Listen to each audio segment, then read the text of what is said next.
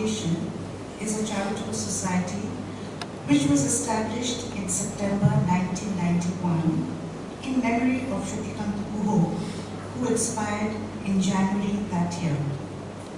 Since the names of Shrutikant Guho and his wife, Preetilata Guho, the first secretary of the foundation, are indissolubly linked with South Point as its founder and its associate founder, the first members of the foundation decided that education should be the main sphere of the foundation's activities. Currently, Shrutikant Guho Foundation owns 3 schools in West Bengal: Garden High School, Kolkata, affiliated to Council for the Indian School Certificate Examinations; Garden High International School, affiliated to the IGCSE Kolkata; and Garden High School, ISA Kolkata campus, affiliated to Central Board of Secondary Education. By setting up the Shrutikant Guho Center for Culture and Learning, SKGCCL, the foundation aims to nurture young talents in the fields of art and culture.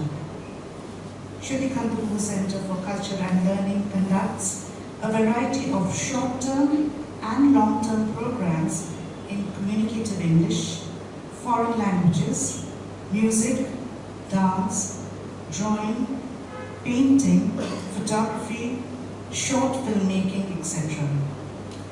SKGCCL, in an effort to supplement the formal curriculum offered by educational institutions, organizes cultural programs, webinars, seminars, and workshops, both online and offline, on various subjects and topics on a regular basis to ensure the overall development of young learners. Such programs are open to all educational institutions with specific target age groups for each program or event. This morning, it is my pleasure to introduce our special guest, Professor Probir Roy. Professor Probir Roy is a theoretical particle physicist.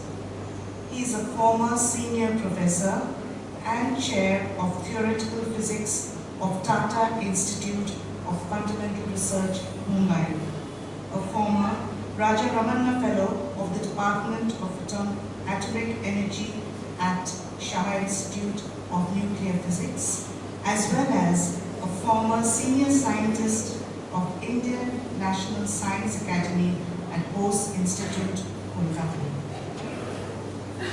He is currently associated with the Center of Astroparticle Physics and Space Science of Bose Institute.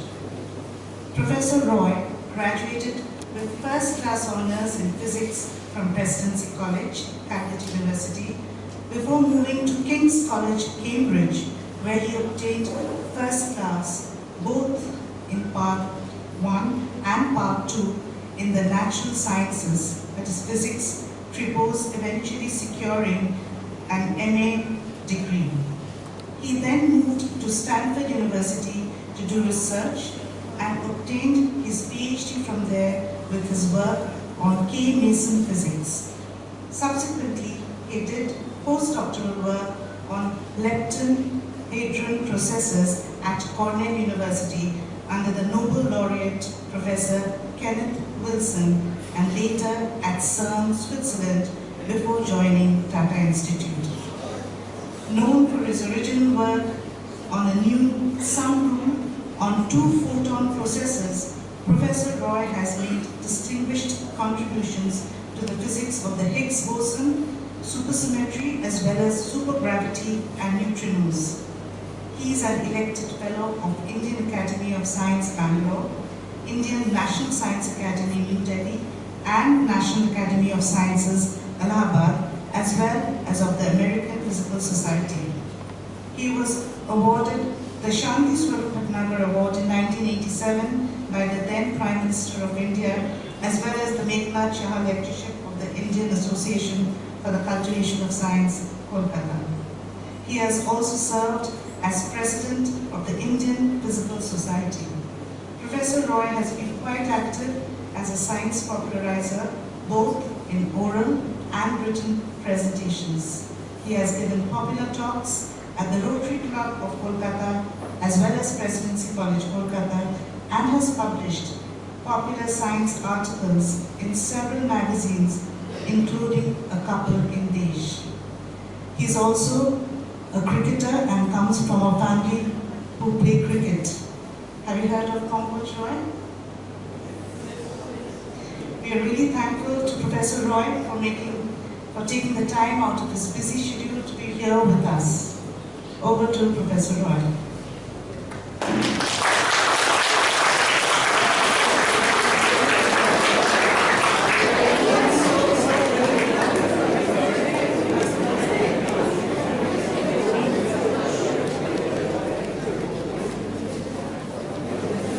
On behalf of SAGCCL, we present a memento to Professor Roy.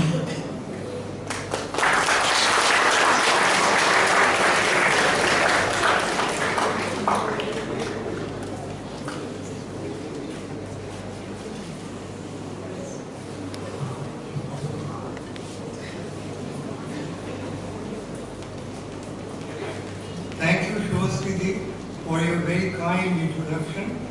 I'm really very happy to hear and to see so many young faces facing me.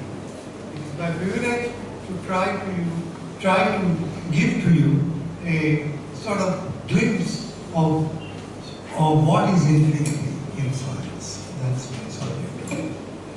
Now, this is a scientific talk.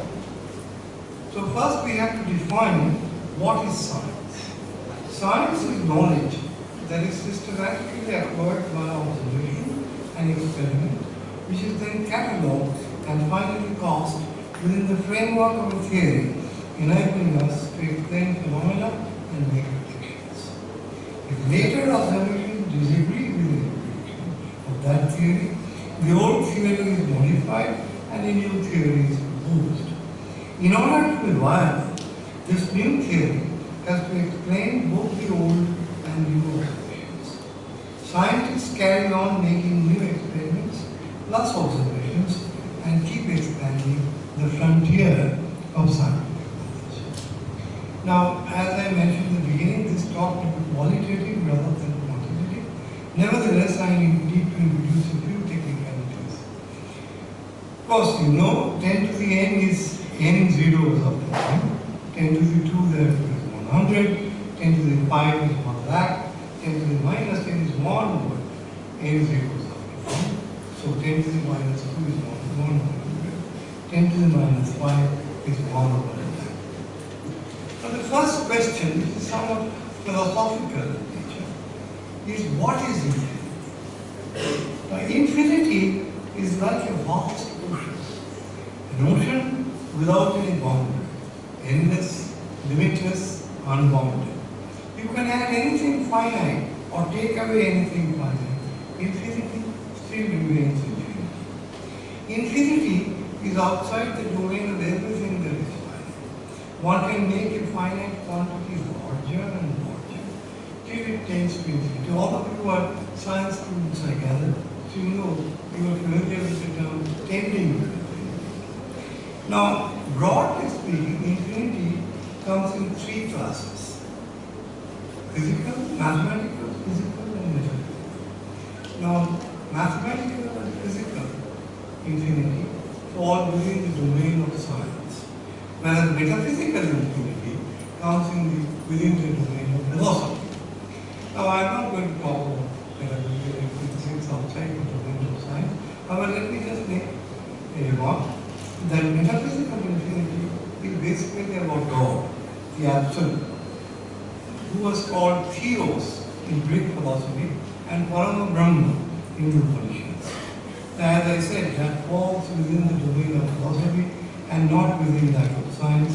And since this is a talk on infinity and science, I will not talk about infinity further. I will confine myself to mathematical and physical infinity. So first, let us talk about mathematical infinity.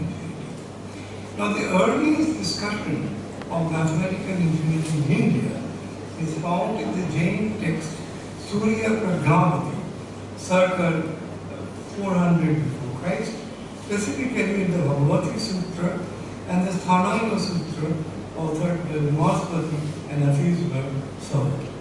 In Greece, it was Anaximander and Zeno, circa 600 before Christ. Both groups independently introduced mathematical infinity with the statement, a finite straight of line contains an infinite number of points. I shall speak more on this later. Suffice it to say now that mathematically there is a concept of plus infinity and minus infinity.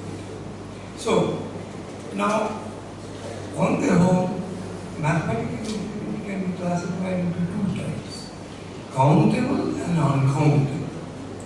Now, what's countable? Countable infinity is something you can count on your fingers.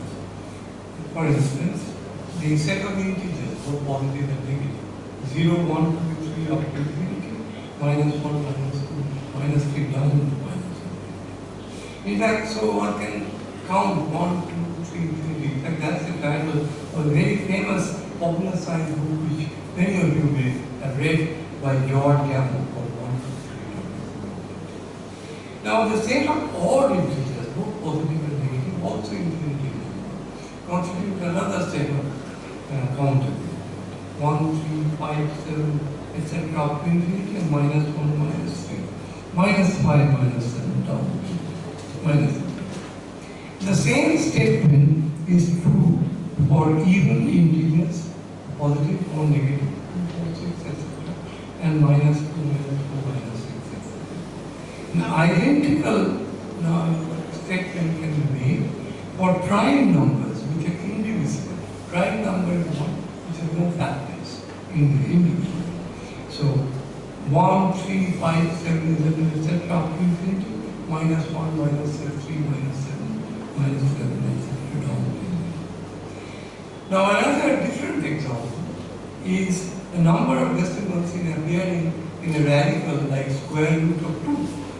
Square root of 2 can be written as 1.41421356 all the way to infinity. The world's most powerful computer, which is a Z cluster, has calculated these numbers up to now, up to 65 decimal in the computer memory RAM. And the sequence keeps going to infinity. These infinite sequence of numbers comes according to the rule, but they are not normally increasing or decreasing. The rule is somewhat complicated mathematical figures. I shall not go into that. Numbers as the square root of 2 are called irrational numbers, which you must have heard about. Now, our three-dimensional space, x, y, z, that can be extended to any number of higher dimensions in principle. So Einstein did this for 4 dimensions, 3 spatial dimensions and 1 time dimension in the spatial relativity. Now the number can be n, any, and n can be made larger and larger till it goes to, in fact, all the way to infinity in principle, giving us an infinite dimensional space. And that would be the countable infinity, because you can count x, y, z, w, etc.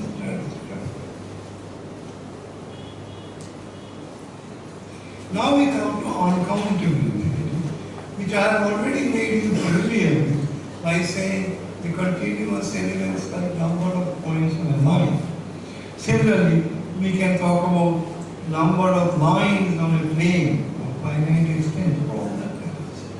A function of length x, like x to the power n could be integer fraction, or it could be trigonometric function, like sine x or cosine x, or logarithmic function, like log x, etc., generates a space of uncountable dimensions. This concept was really formulated and elaborated by the German mathematician David Hilbert, and it's called Hilbert with some additional restrictions, which are too technical for me to go into, norms, finite, etc. Such a space was used by the physicist Paul Dirac to develop quantum mechanics. which is the subject of microscopic physics that can explain all of molecular, atomic, nuclear, and subnuclear physics. Now we come to properties of mathematical physics. Infinity plus infinity is infinity, but infinity minus infinity cannot be defined. It can be anything, finite to infinity, indefinite. Finite plus infinity is infinity. Finite minus infinity is infinity. Sorry, minus infinity. Infinity minus finite is infinity. Infinity multiplied by finite is infinity. Infinity divided by finite is infinity. Infinity multiplied by infinity is infinity. Finite multiplied by infinity is infinity. Finite to the power infinity is infinity. For instance, 2 to the power infinity is infinity. Finite divided any finite quantity divided by infinity is 0. That cannot be done. For instance, 2 divided by infinity is 0. But infinity by infinity, like infinity minus infinity, is not defined. It can be finite or infinite. So it's simply indefinite.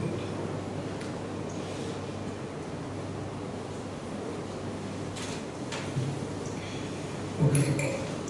Mathematical infinity, mathematicians have been investigated systematically by mathematicians. In India, it was Aryabhatta in the 5th century AD, and Zeno in Greece, Bolzano, Cantor, Dedekind, Hilbert, etc. in Germany. Now, Aryabhatta, as early as 5th century after Christ, introduced the concept of the infinitesimal. Interestingly, Isaac Newton discovered the same concept and introduced it 1200 years later, 17th century later. Now, what is an infinitesimal? You take a large quantity, x, and make it larger and larger. As x moves towards infinity, it 1 over x becomes smaller and smaller, and it tends towards 0.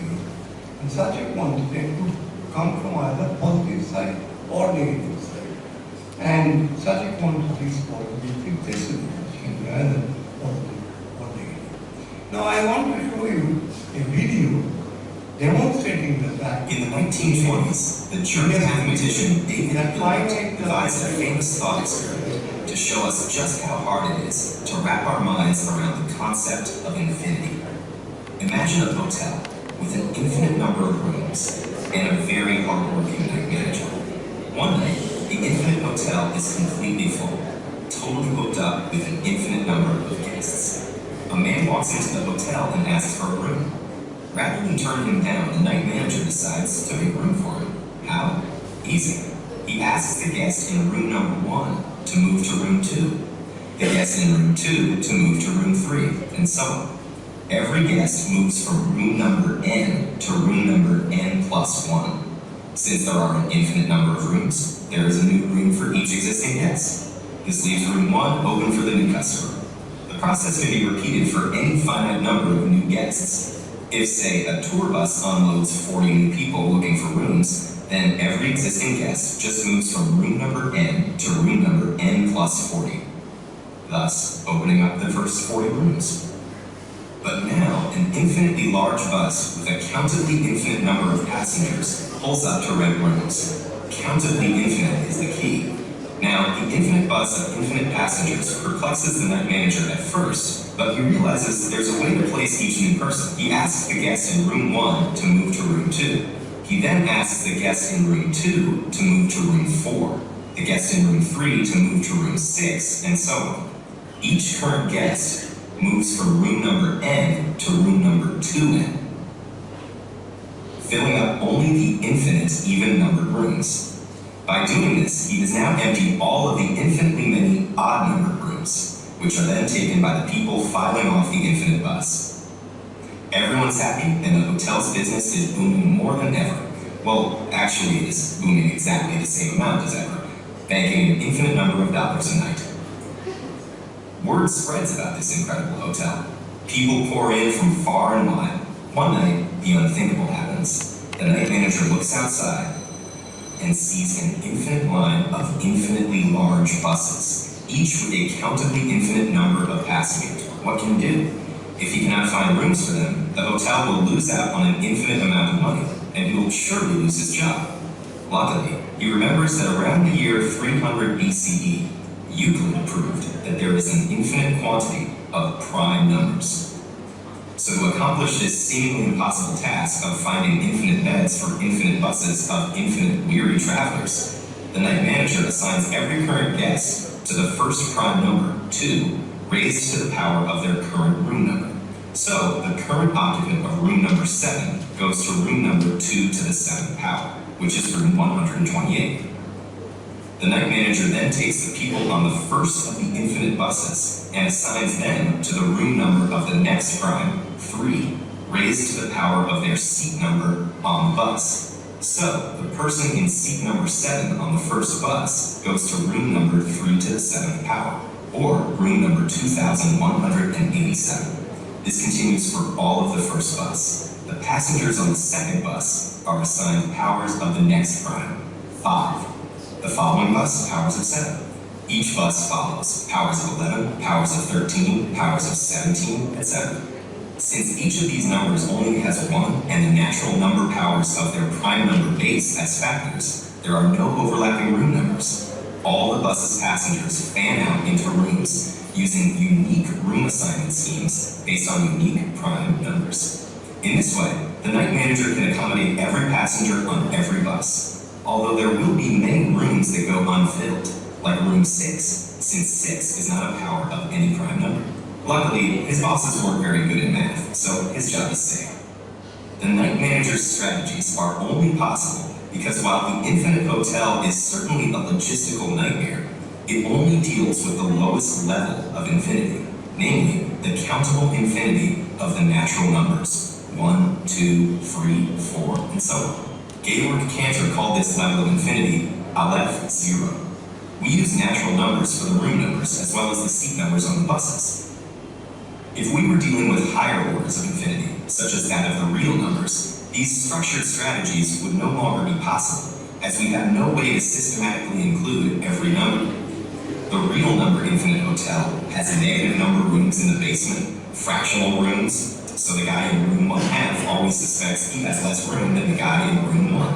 Square root rooms, like room radical 2, and room pi, where the guests expect free dessert. What self-respecting night manager would ever want to work there, even for an infinite salary? But over at Hilbert's Infinite Hotel, where there's never any vacancy and always room for more, the scenarios faced by the ever-diligent and maybe too hospitable night manager serve to remind us of just how hard it is for our relatively finite minds to grasp a concept as large as infinity. Maybe you can help tackle these problems after a good night's sleep, but honestly, we might need you to change rooms at 2 a.m. Okay. Now we have concluded our discussion of mathematical infinity, and we come to physical. Now, physical infinity is broadly of two kinds: spatial and temporal. Spatial infinity is obviously connected to space. The three-dimensional space, as I told you, can be extended in either direction in the infinity for each degree. So, if variables, spatial variables are x, y, and z, the x can go all the way to plus infinity or minus infinity, so for y and for z. Now, of course, what is positive and what is negative depends on your choice of origin. I mean, you can shift the origin, but shifts the origin, but that doesn't affect the nature of the infinity. Now, perhaps this speculation is false. Perhaps space out in the universe itself gets curved and around on itself. Maybe it's like a donut or something. Large distances from Earth, who knows what space is really like. There are speculative cosmological theories, particularly I think many of you may have heard of string theory. Cosmologists who are basing their speculations on string theory make such imaginative ideas that our three-dimensional space is embedded in a higher dimensional space with beyond some distance turns around itself, making a total space finite. Now, of course, we can only try to answer this question scientifically. Now, scientifically, what can we do? The modern astronomer is able to make very powerful observations of outer universe. This is done by using both ground-based and satellite-based powerful telescopes. You may have heard of the Hubble telescope and the James Webb telescope, which is the latest out in space, in the sky, orbiting the Earth. These telescopes usually use visible light, but ground-based telescopes can also use other forms of electromagnetic radiation, like X-rays, microwaves, radio-waves, neutrinos, etc. Now, with such instruments, we can see with the code, observe, if you wish, up to very, very large distances indeed. In fact, we can at present see in a so-called sense up to distances of the order of 1.34 times 10 to the 32 kilometers, or 134 and then 32 zeros after that kilometers away from the Earth. At that distance, a particular galaxy, GN-Z11, has been observed. In fact, here's a picture of that galaxy. That's GN-Z11, which has been taken by a ground-based telescope. Now, even at such a huge distance, to our knowledge, space looks quite flat, and there is no evidence of its curving and turning around itself. So it's reasonable to say that as far as we know, space is indeed infinitely extent in all directions. Now we come to the question of temporal infinity vis-a-vis time. Now, first of all, let us remind ourselves what time really is. What is time? Time cannot be defined unless there are changes. There is change. Change defines the time. For instance, watch. How the spring inside the watch is uncoiling, how fast that determines the speed. Tuning fork. Similarly, the period of vibration of the tuning fork. Take a wall clock, pendulum inside. What is the time period of the pendulum? That defines the time. Then the Earth rotating around itself defines the day. The Earth rotating around the Sun defines the year, and so on. Now, a very interesting philosophical question which scientists have addressed is, did time start from minus infinity and is it going to go all the way to plus infinity? Now, you can't really say that time actually started from minus infinity. Now, these may puzzle you to find out how to think of time going back to minus infinity. Now, we know quite accurately nowadays from many unimpeachable cosmological observations that our universe was created in a huge explosion called the Big Bang. That was about 1.4 times 10 to the 10 years ago, which is 4 times 10 to the 17 seconds ago, namely 17 zeros up. There was a ball of enormous energy containing the entire energy and mass of the universe. You must understand that energy and mass are related by Einstein's famous relation E equals mc squared, which all of you must have heard of. Now, it was all confined at that moment with a tiny ball of sphere about 1.6 times 10 to the minus 33 centimeters, about 33 zeros up to 1 centimeter. And such a sphere is called the Planck sphere. So this is Max Planck, who was the first to talk about quantum theory. Now, this tiny fireball exploded, releasing enormous amounts of energy, and that expanded this radiation. Matter was interconvertible with radiation because 3 equals mc squared.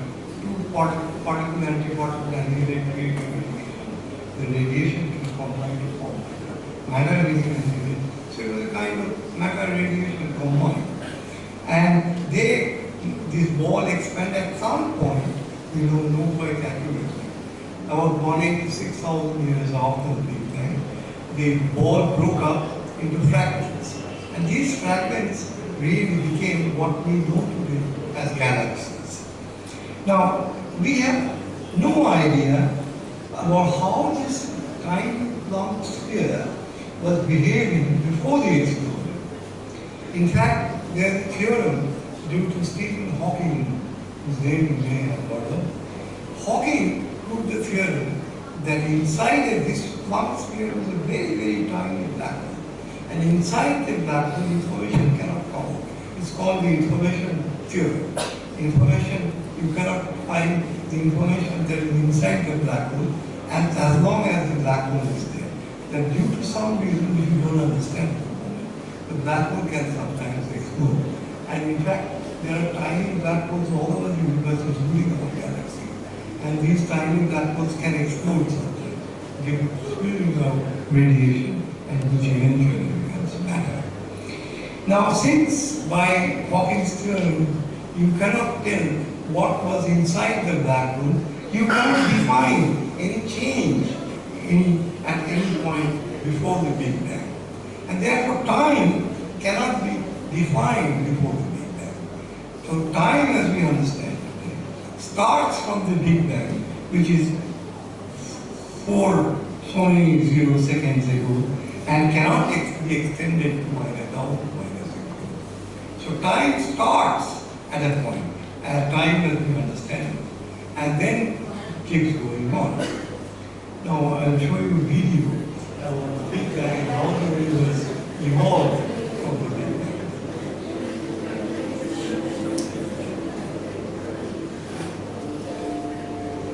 By a single point, what is meant here is a Planck sphere, 10 minus 33 centimeters. Very large, almost infinite temperature. And that was around 10 minus 43 seconds.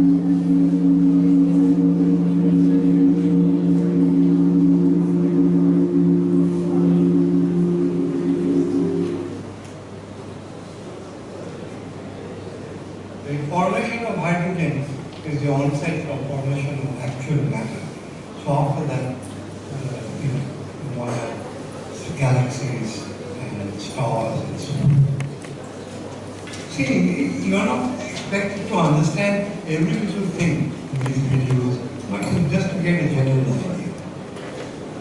Now, a similar question can be asked about the future. Okay, we made some figurative statements about the past with some that with some facts, but what can we say about the future? Now, we know that from many astronomical observations, more of this I'll talk about later, the universe is expanding continuously and galaxies are moving away farther and farther from each other, and faster and faster with time. Now, according to our present knowledge, based on very accurate astronomical observations, this expansion will go on forever. So, in principle, one can extend time all the way to plus infinity in the future. So, time started at the Big Bang, but can in principle go all the way up to infinity. Now, the question is, are there other physical quantities which can be infinite? And the answer is no. All physical quantities that are measurable are finite. Now, you may say, oh, are you sure about that? Let's consider a few cases. Let's take the number of molecules in a room. Now, take a room which is 15 feet by 10 feet by 9 feet, and its volume is 1350 cubic feet. It is about 5 times 10 to the 7 cubic centimeters. Okay, here's a picture of that room. Now, the density of air and the mass divided by volume is about 1 milligram per cubic centimeter. That is 1 to 3 grams per cc. The total mass of air in the room is about 5 times 10 to the 4 grams, that is 50,000 grams.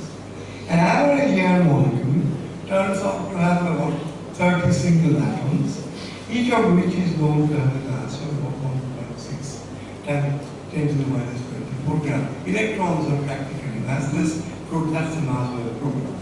Total mass of air molecules in the room is about 30 times 1.66 times 10 to the minus 24 grams, which is about 5 times 10 to the minus 3 grams. The total number of molecules in the room is therefore 5 times 10 to the 4 divided by 5 times 10 to the minus 23, which comes to about 1 times 10 to the 27 zeros out of 4. Large, but finite, however large. Similar estimates can be made about the total number of atoms on Earth, the total number of atoms in our galaxy, indeed the total number of atoms or molecules in the whole universe, and the number, however large, is finite. All such quantities are large but finite. So the last statement brings into focus an important question. Is our universe infinite? Is it infinite? And the answer is no, it is finite. See, let's try to answer this question scientifically. I want to show you a picture of stars in our galaxy. Maybe one can switch the lights off. Is it possible to switch the lights off because it's too bright already?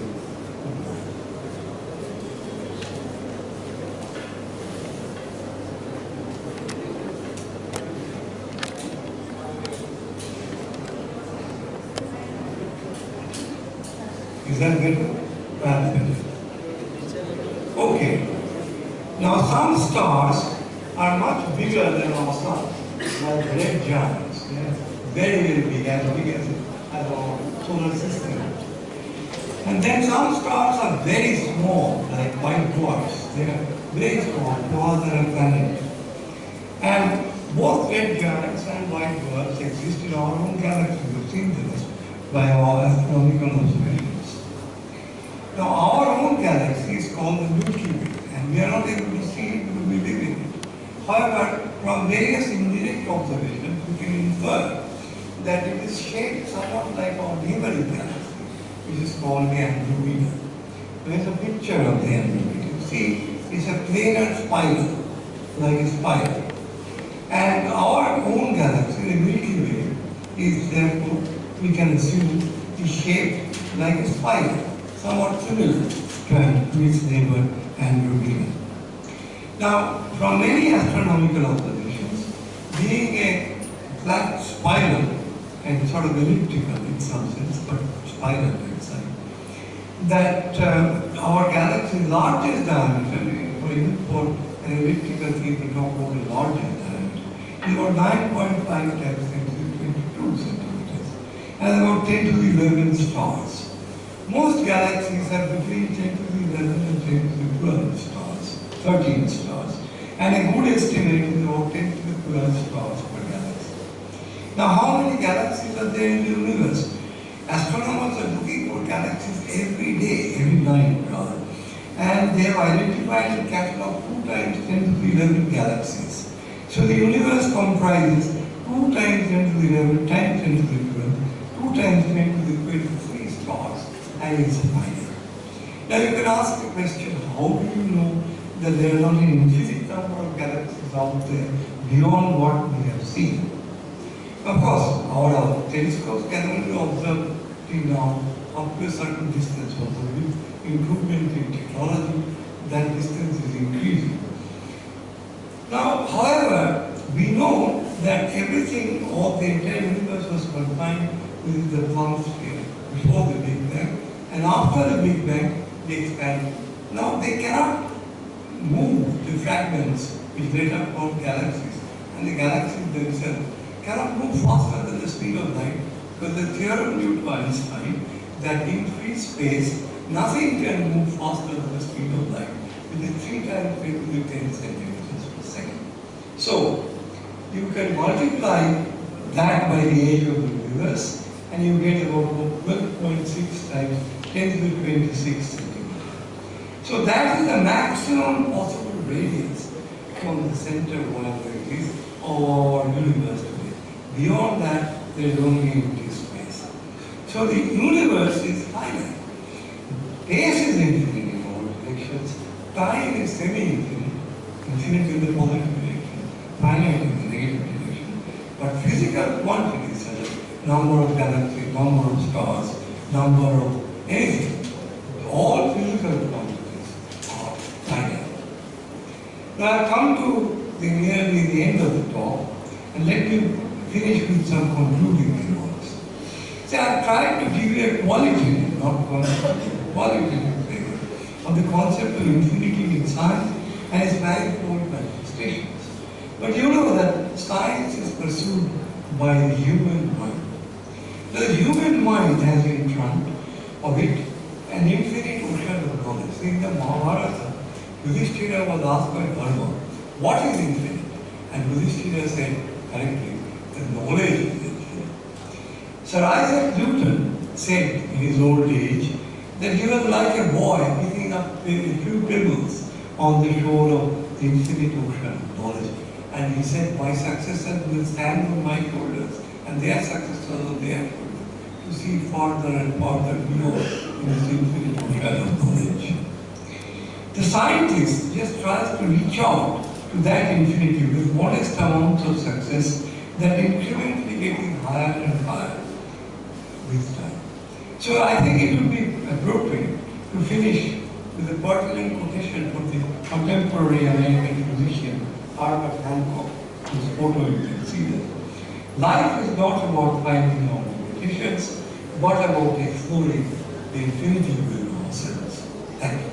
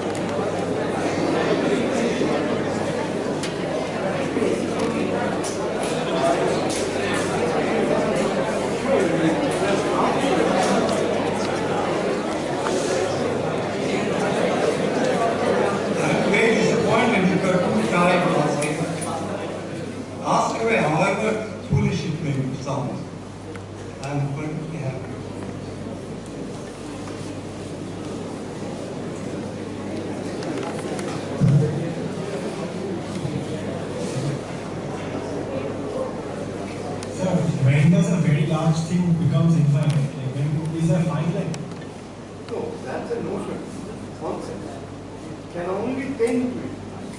Infinity is out there, conceptual, like quantity of either positive or negative, and it can only tend to it. It can only tend to it. You can mathematically extend directions to all the way to infinity. So in one of your slides, you said that finite to the power infinity is infinite.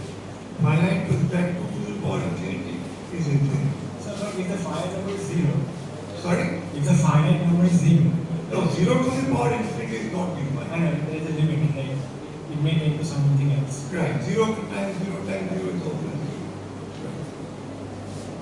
Thank you, sir. Please, don't be shy, ask away. Why did the reaction rates between matter and antimatter vary? Very, very good question. You see, there's a tiny difference in barrier number. The barrier number, which is more or less conserved, is not exactly conserved. There's a small difference in the rate of baryon and antibaryon production or decay or annihilation. And that makes all the difference. As I gave you, I think, some 10 to the 7 protons, there was 10 versus 10 to the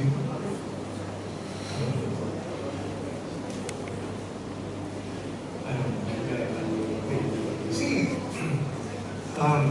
there was a tiny difference in the reaction rates or elimination equation, and matter began to prevail over it.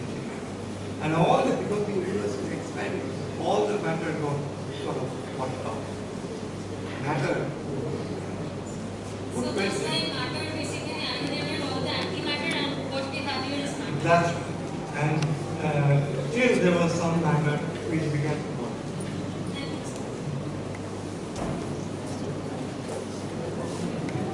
There is a question.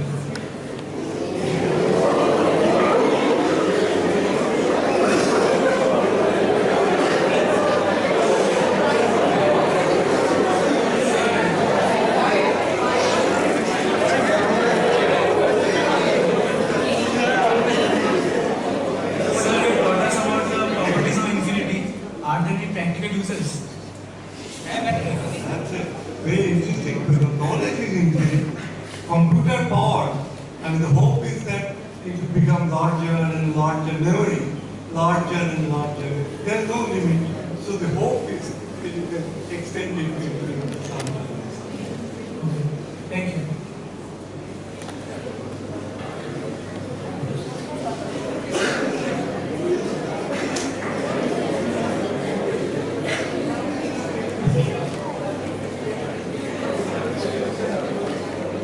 Sir, how was the diameter of the first sphere, the blank sphere, predicted? How was it done here? The diameter, there was a number given.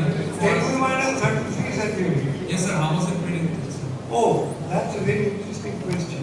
The Planck sphere, that is related to the gravitational constant.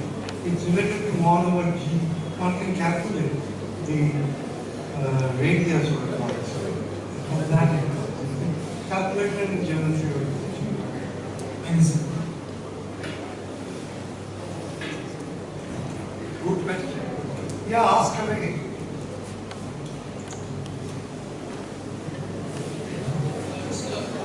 I've got one question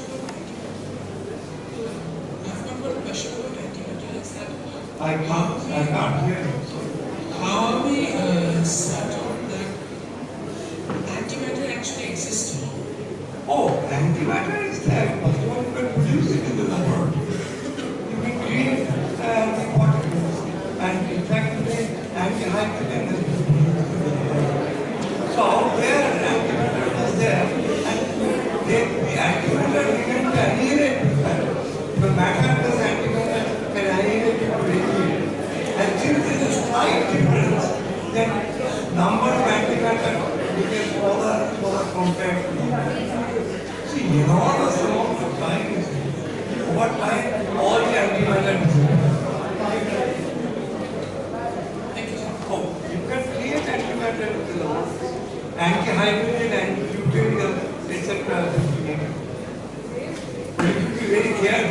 If anti-hydrogen comes in contact with hydrogen, it will vary.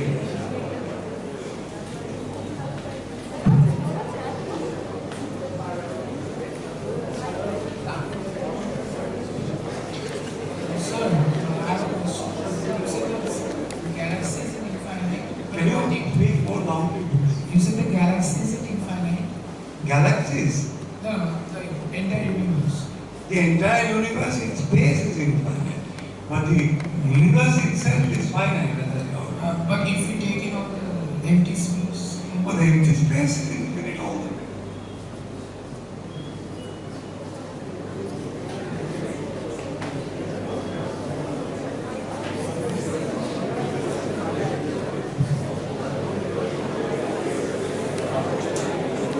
So, like, we are considering at time when it's zero that there's infinitely high amount of heat and everything. But time starting time. Yes.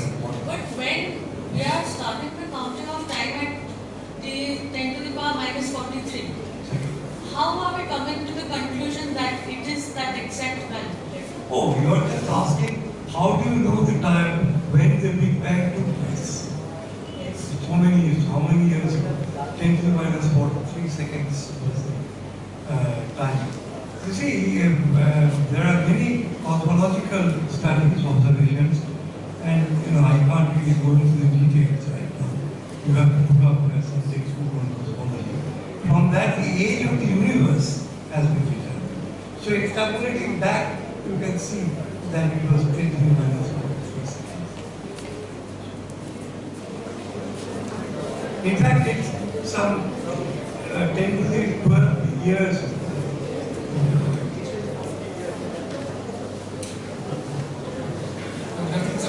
So, if I'm not wrong, in one of the slides we saw that we are slowly progressing towards infinite time as a Time, so far as we can see, as we can perceive, can go up to us. Yes, again, heading towards positive infinity in time. So, sir, I remember reading somewhere that as we had the Big Bang, we might also have a big crunch in the end, which will be the end of the universe as we know it. That's a speculation.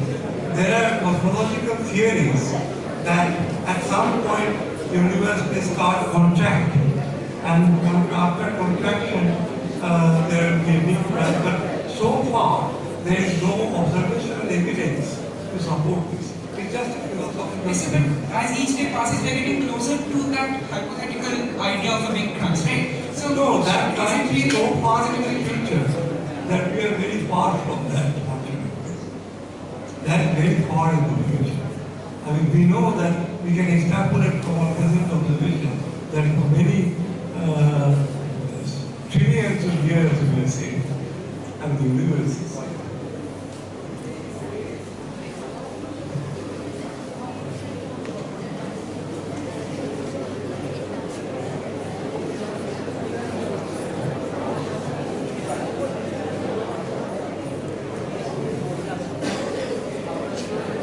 Hello, sir. Sir, you said that infinity has three parts. One is physical, one is mathematical, and one is metaphysical. So, if you don't mind, can you please explain the portion of metaphysical? I told you, metaphysical infinity is about God, and it's outside the domain of science. And this is a scientific law. Okay, sir. I And would one more want to question. metaphysics. And sir, one more question, sir. Can time be defined? Yeah, by change. If there is no change, there is still not defined. But as long as there is change, on the rate of change, you can define that. How a coil, how a spring uncoils, that's how a watch defines that. How a pendulum moves, etc. Oh, so that change means time. As soon as the change stops, If there is no change, it's not there's no defined. time.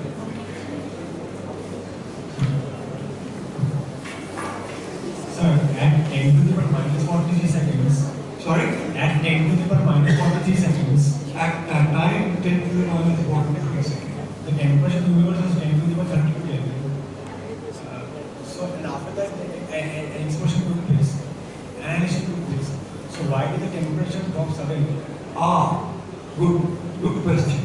Any system, which is thermal, expands, the temperature falls because temperature is defined by the kinetic energy of motion of various particles. So as the thing expands, they move further and further so they don't collide anymore. So their energy keeps decreasing. So there is a temperature. Yes.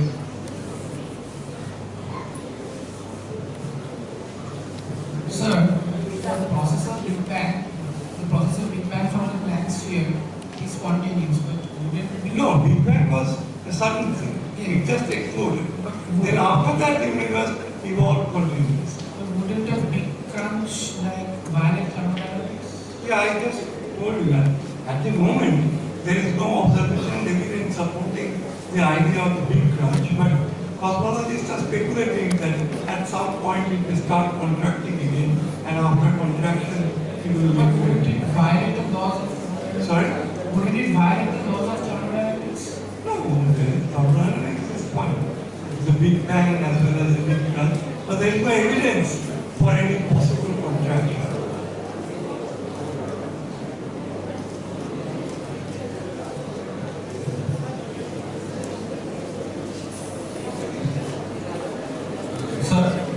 Going by the theory of the Big Crunch, it also states that there might be a number of Big Bangs and Big Crunches before our universe. That's a speculation. There is no observation evidence. You cannot observe anything before the Big Bang. Yes, sir. Sir, but if we go by that theory, would it be safe to say that none of the universes that will be coming after us, if there is another, no universe will ever reach the infinite time, the point of infinite time if we are supposed to Why? Why? I mean, what will stop the expansion? Even assume that there are many universes. They will keep expanding. Why? The Big Crunch can only come when, due to some reason, the expansion changes into contraction. And that there is so far no scientific evidence. Like, is it safe to say that we have all lived in a segmented time period of the infinite line of time? No, right now we are in a finite domain, not fragments or segments. It is a finite domain of science. A finite domain which keeps expanding. Okay, so Domain is expanding. This is good. So if time is characterized by change, at one point in space-time when entropy runs out, when all Entropy cannot run out. Entropy is always positive. So when all possible permutations and combinations have already occurred, will the universe become static? No, universe is expanding. How can it become static? All the galaxies are flying away from each other. So it cannot be static. Unless there is a new law of physics which says that expansion will stop, it cannot be go back to static. Thank you, sir. The girl here.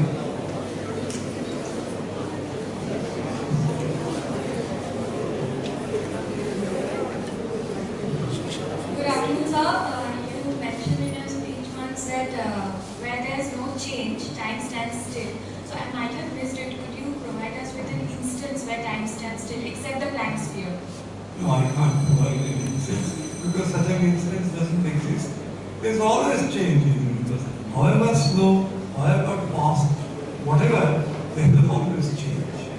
So time will not stand still. Time, the arrow of time keeps moving. Thank you, sir. And there doesn't seem to be any very time.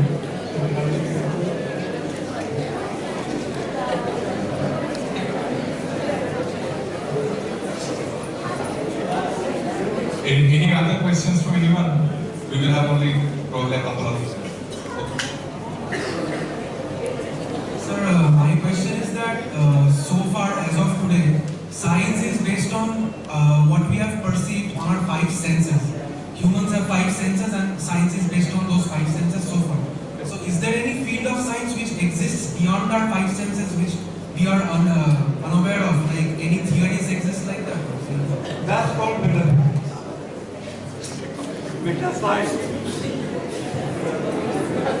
Anyone else wants to ask?